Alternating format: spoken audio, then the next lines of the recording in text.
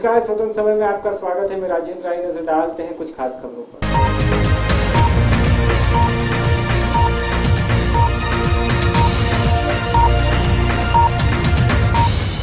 भोपाल में 10 सितंबर से होने वाले विश्व हिंदी सम्मेलन की तैयारियों का आज विदेश मंत्री सुषमा स्वराज ने समीक्षा की और आयोजन स्थल लाल परेड मैदान का निरीक्षण भी किया। आज इन तैयारियों का जायजा लेने के बाद मैं ये बात निसंकोच कह सकती हूँ कि यहाँ के प्रबंध मेरी अपेक्षा से ज्यादा बेहतर हुए हैं। दृश्य विहंगम भी बन रहा है और गरिमावान भी। यहाँ के पग पग पर हिंदी बिखरी पड़ी है। हिंदी की शोभा भी है, यहाँ हिंदी की सुंदरता भी है, हिंदी की व्यापकता भी है और हिंदी तो यहाँ तक लाने वालों के प्रति आदर का भाव भी है। आप ये देखेंगे कि कोई भी एक जगह यहाँ हिंदी विहीन रखी नहीं गई। हिंदी के मूर्धन्य साहित्यकार, उनको भी याद किया गया है। हिंदी की सुंदरता भी यहाँ दिखाई गई है और पूरे का पूरा परिसर जितना व्यापक है, मैं ये कह सकती हूँ कि समूचे परिसर को देखने के बाद आज मेरा मन अभिभूत हो गया है। रेलवे ने ईंधन की बचत करने के लिए ट्रेनों के कोच पर सोलर पैनल लगाने की कवायद शुरू कर दी है। इस योजना के चलते रेल प्रबंधक ने कोच की छतों पर सोलर पैनल लगाए जाने का निर्णय लिया है। रेलवे ने ईंधन की बचत करने के लिए ट्रेन के कोचों पर सोलर पैनल लगाने की कवायद शुरू कर दी है। इस योजना के चलते रेलवे प्रबंधक ने कोच की छतों पर सोलर पैनल लगाने का निर्णय लिया है। शुरुआत में इसे दिन में चलाने वाली ट्रेन में लगाया जाएगा।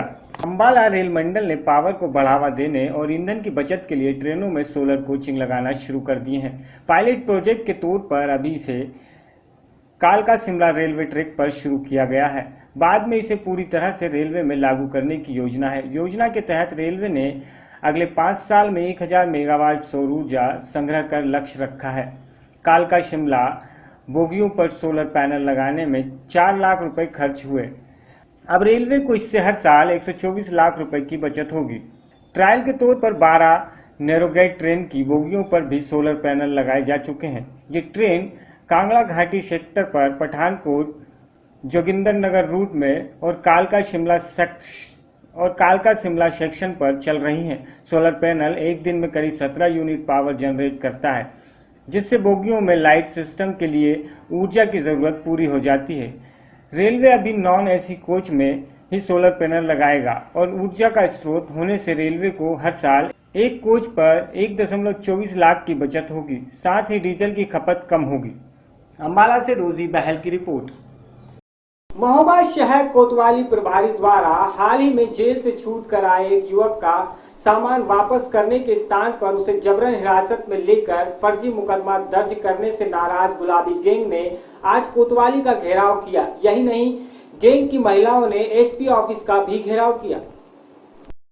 शहर कोतवाली प्रभारी द्वारा हाल ही में जेल से छूट कर आए एक युवक का सामान वापस करने के स्थान पर उसे जबरन हिरासत में लेकर फर्जी मुकदमा दर्ज करने से नाराज गुलाबी गैंग ने आज कोतवाली का घेराव किया। यही नहीं, गैंग की महिलाओं ने एसपी ऑफिस का भी घेराव किया। शहर कोतवाली के ग्राम मझालवाड़ा निवासी वीर सिंह का अपने ही गांव निवासी एक युवक से बीते दिनों झगड़ा हो गया था, जिसके बाद पुलिस ने उसे गिरफ्तार कर जेल भेज दिया था। जेल से छूटकर वीर सिंह कोतवाली पहुंचा और गिरफ्तारी के समय जमा किए गए सामान और 680 रुपए कोतवाली प्रभारी शिवशंकर शुक्ला से वापस मांगे, जिस पर कोतवाल शिवशंकर ने उसे कोतवाली में ही बैठा लिया और उसके खिलाफ फर्जी मुकदमा दर्ज करने की बात करने लगा और पुराने झगड़े में पुनः उस पर धमकी देने की धाराएं दर्ज कर ली, जिसकी जानकारी पर गुलाबी गैंग की जिला कमांडेंट फरीदा बेगम सहित दर्जनों महिलाएं कोतवाली पहुंची और कोतवाली का घेराव कर दिया। वीर सिंह को गैंग से घेराव की सूचना मिलते ही छोड़ दिया। सभी महिलाएं कोतवाल की बर्खास्तगी की मांग कर रही थी। खास बात तो यह है कि गुलाबी गैंग द्वारा प्रदर्शन किए जाने की सूचना मिलते ही कोतवाली शिवशंकर भी कोतवाली से गायब हो गया, जिससे नाराज गुलाबी गैंग की महिलाएं एसपी ऑफिस जा पहुंची, जहां उन्हें पुलिस कप्तान के गहलोत भी नहीं मिले। नाराज महिलाओं ने सीओ सीटीओ संदीप सिंह को ज्ञापन देकर कोतवाल को हटाए जाने की मांग की। मैं परसों 4 तारीख को छूट के आया, शाम को अपने घर गया। घर से सुबह होते हुए चाचा ने बुला लिया, बोले कि यहीं पर आ जाओ वीर सिंह, यहीं पर रहना। मैंने कहा तो ठीक है। तो मैं महुआ में रहने लगा। इसके बाद मैंने कहा चाचा मेरा वहाँ पर मोबाइल सिम है और कुछ पैसे ऐसे हैं, बेल्ट है, घड़ी है, मैं ले आऊँ। चाचा बोले ले आओ। मैं आया शाम को यहाँ पर लेने के लिए, तो बोले कि सुबह आना 11 बजे। मैं आया यहाँ पर तो शाम को कुछ नहीं, चला गया मैं। सुबह आया 11 बजे, उन लोगों ने बिठा लिया। कोतवाल साहब ने बोले कि बैठो, आपके नाम का मुकदमा दर्ज कर गया है आप वो। मैंने कहा तो ठीक है, मैं बैठ गया। बैठे बैठे शाम हो गई, 9 बजे मेरे को छोड़ दिया। बोले जाइए, आपका काम हो चुका है।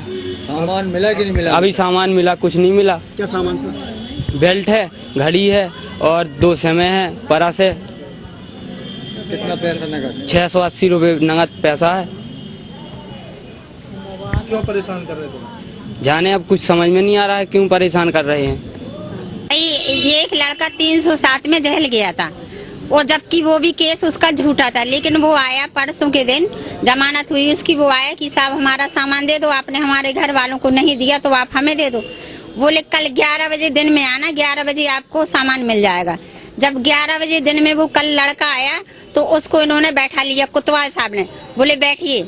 उसकी माँ रोती हुई 4 बजे करीब हमारी दुकान गई और कहने लगी हमारे लड़के को बैठा लिया, पता नहीं चल रहा, दिन भर हो गया है। हमने कहा चलो हम चलते हैं, कोतवाल साहब से बात करते हैं। हम आए, हमने कोतवाल साहब से बात की। हमने कहा सर इसको क्यों बैठा लाए, ये तो सामान लेने आया था। बोले इसने उनको धमकी दी इसलिए हमने बैठा ला। तो हमने कहा सर क्या मुकदमा बनता है, अगर आपको मुकदमा लिखना था तो इसकी जांच करते, इसके बाद मुकदमा लिखते। बोले अब तो मैंने मुकदमा लिखवा दिया है, आप बाहर से जमानत करवाइए जब ही छोड़ेंगे। और छोड़ने के बाद हमारा एक मकसद है, एक रिक्वेस्ट है मीडिया वालों से भी और अधिकारियों से भी कि जब रिश्वत ले लेते हैं तो चोर डाकुओं को छोड़ देते हैं और कोई 21-22 साल के लड़की की लाइफ खराब करने में लगे हैं। आखिर इनका मकसद क्या है, क्यों इस तरह की हरकत करते हैं? अगर इस तरह का इंस्पेक्टर कोतवाली में करेगा तो हम धरना प्रदर्शन भी करेंगे और कोतवालियों में रोज बवाल करेंगे। हम एक भी दिन खाली नहीं जाएगा। या तो इस इंस्पेक्टर को हटाया जाए या इसको समझाया जाए कि कायदे से काम करे। महोबा से इस्राइल कुरैशी की रिपोर्ट। अंबाला में 43 दिन से भूख हड़ताल पर बैठे पूर्व सैनिकों की 1 रैंक 1 पेंशन की मांग आज पूरी हुई तो सैनिकों ने देशभक्ति के गीत गुनगुनाते हुए जमकर थिरकते नजर आए। मांग पूरी होने पर सरकार को धन्यवाद भी दिया।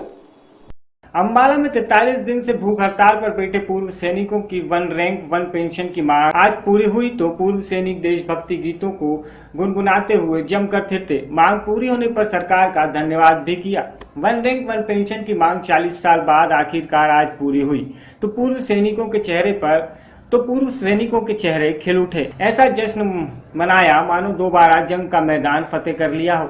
ठीक उसी तरह देशभक्ति गीतों पर थिरके जैसे जश्न बॉर्डर पर दुश्मन पर मिली जीत का होता है। कल कुछ टेक्निकल दिक्कतों पर बनी असमंजस दूर हुई तो आज सब विरोध और अटकलें समाप्त हो गई।